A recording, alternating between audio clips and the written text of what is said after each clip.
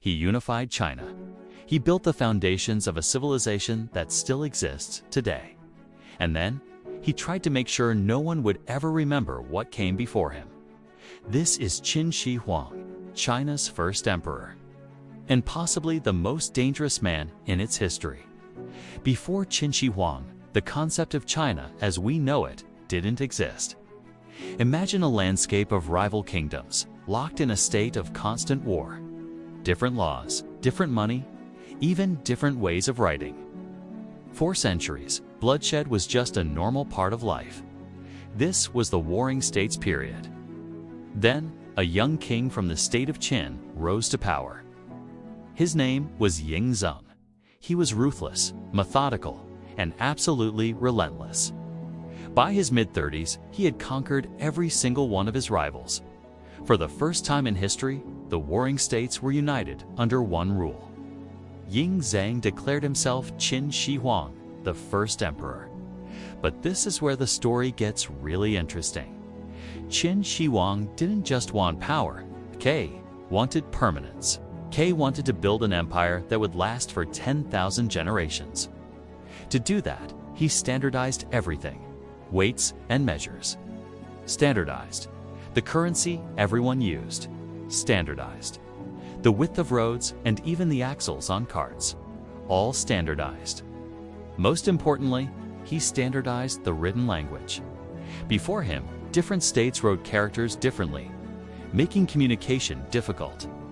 By creating a single, unified script, he allowed this vast new empire to function as one single body. It was efficient, centralized, and completely controlled. He connected the empire with a massive network of roads and began work on a project that would later become the Great Wall of China. He laid the very groundwork for the nation we know today. But there was one thing he couldn't control: the past, and Qin Shi Huang believed the past was dangerous. Old philosophies, like Confucianism, encouraged loyalty to family and tradition, not to the state and its emperor. Historical records praised former rulers, not him. These ideas, he thought, were a threat to his new order. So, he made a decision that still sends shivers down the spine of history. He ordered a massive burning of books. Philosophical texts, historical records, classic literature went up in flames.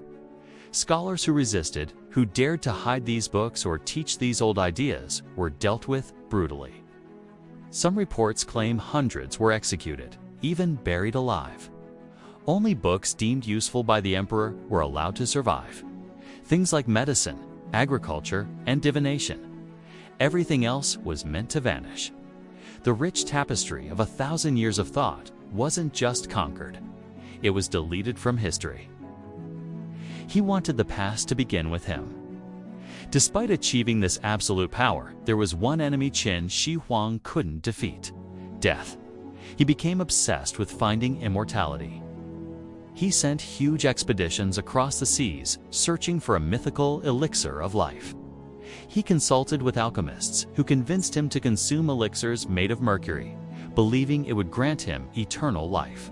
At the same time, he prepared for the worst. He commissioned the construction of a massive, city-sized underground tomb, a final resting place fit for the eternal ruler of the universe. And to guard him in the afterlife, he built an army. Not of men, but of clay. The Terracotta Army. Thousands of life-sized warriors, each with unique facial features, along with horses and chariots. All buried to protect him for eternity. This tomb is so vast and complex that even today, the central mausoleum has never been excavated. Partly due to fears of what might be inside, including rumored rivers of liquid mercury. The irony is staggering. The very mercury elixirs he drank to make himself immortal were likely what poisoned him and led to his death. After all that effort, Qin Shi Huang ruled as emperor for only 15 years. His dynasty, which he dreamed would last for 10,000 generations, collapsed just a few years after he died. But his system, his legacy, survived. A unified China, a strong central authority, the standardization that holds a massive country together. He created a nation, but he did it by trying to destroy its memory. This leaves us with a huge debate that historians still argue about today. Was he a visionary leader who made brutal sacrifices to end centuries of war and forge a stable future? Or was he a paranoid tyrant, so afraid of dissent that he tried to erase history itself? So, here's a question for you, a question that still divides people. If destroying ideas and erasing history could create stability and peace, would that make it justified? Did Qin Shi Huang ultimately build China? Or did he permanently damage its soul? And if you had the power to erase the past to control the future, would you do it? Let me know what you think in the comments. This is a topic worth debating. And if you want more stories about how power can rewrite history, make sure to like this video and subscribe. Because sometimes the most dangerous weapon isn't an army.